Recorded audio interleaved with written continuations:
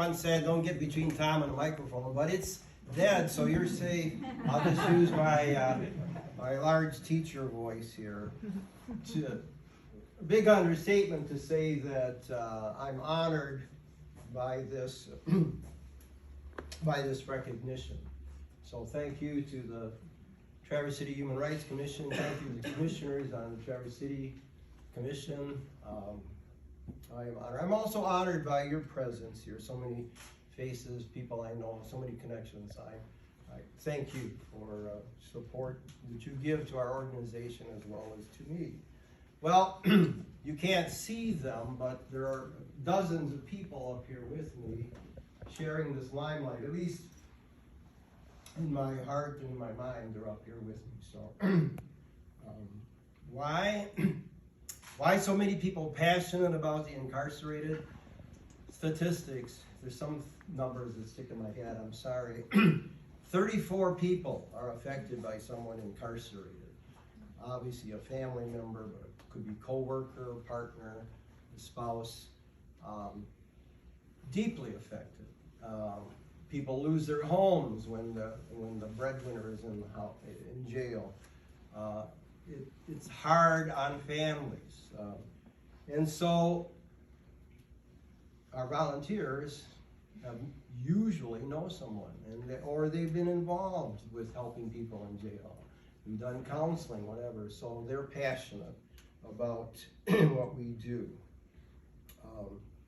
And they're eager to have a better conversation. I think we have a better conversation going now about criminal justice, moving it from criminal legal to criminal justice, where there might be an element of mercy. And moving it beyond the conversation about what law was broken, who broke it, and how can we punish them. Moving it more towards what was the harm, and how can we fix the harm, and what can the community do to fix some systemic problems that are leading to these harms and to these criminal actions. Restoration over punishment, that's what we advocate for. And our mission statement, if I could boil it down, says we want to help the incarcerated and their families. So our name, before, during, and after incarceration, doesn't really roll off your tongue. It doesn't rhyme, it's not alliterative, it's not all that clever, right? So, but it is descriptive. So what we do before is try to divert. Wayne State University just did a study of our jail. They go alongside jails around the state, and our county jail right now, snapshot, there are 38 people just recently diagnosed as severely mentally ill. 38. 80 out of 120 current residents, 80 are on psychotropic drugs for their mild to severe mental illness. Now you put in drug addiction, substance abuse disorder co-occurring, and you see what we're running at jail is more like a hospital without the wherewithal. That needs to change, as you in this room I know would agree. So it's descriptive. Before, some success here. We've been working hard.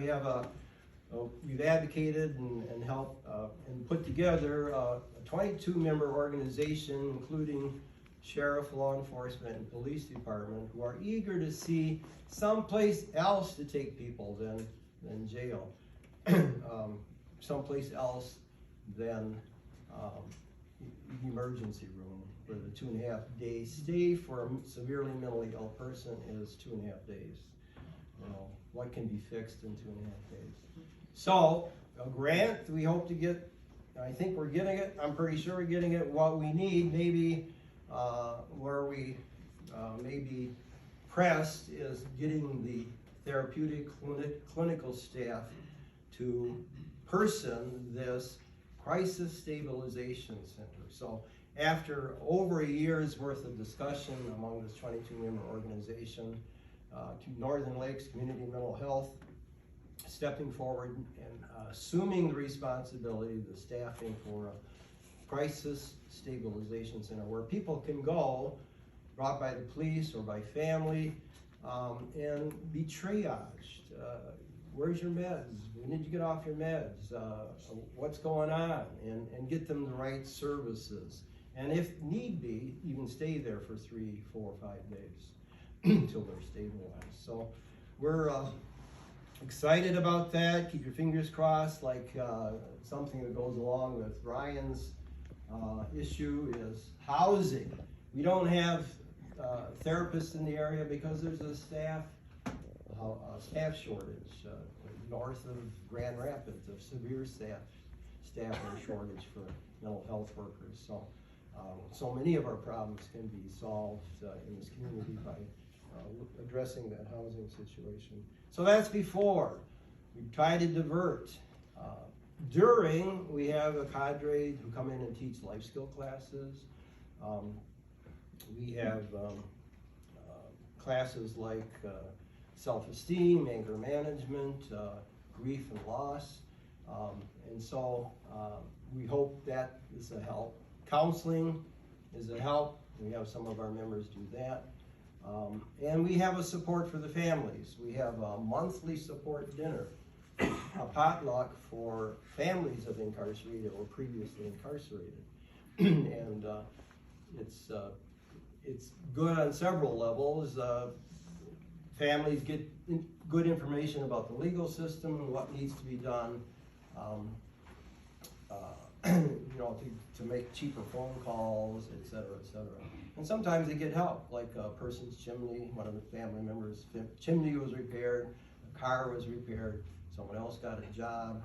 We connect with the volunteers are there, we support, totally non-judgmental. We're there to give support for people going through a difficult time. That's during. After, we've gotten some other grants already where we pay first month of tethering and testing costs for people that would not otherwise afford probation. We have beta passes for those getting out of jail without transportation, food, and clothing vouchers.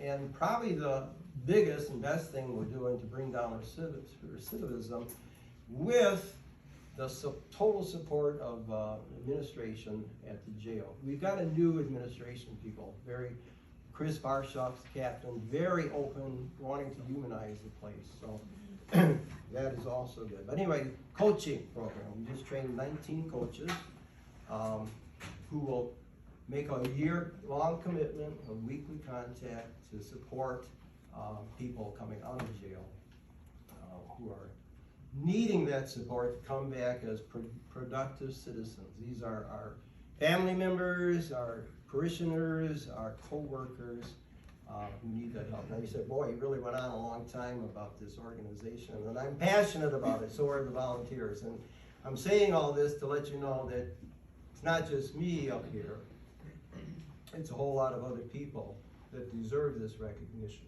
So let me just say thank you.